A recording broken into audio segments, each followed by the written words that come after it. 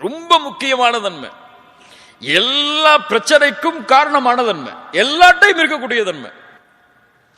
என்ன தன்மை?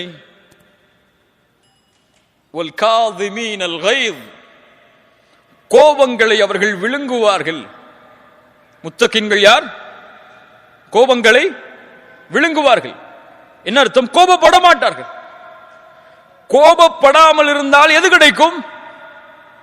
எது கிடைக்கும்? பிபி ஏறாவது கொஞ்ச நாள் வாழலாம்னு கிடையாது, மெடிக்கல் செக்கப் போக வேணாம் கிடையாது.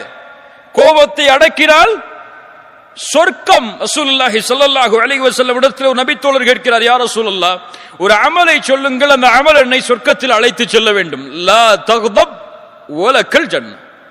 கோபப்படாதே, உனக்கு சொர்க்கம் உண்டு.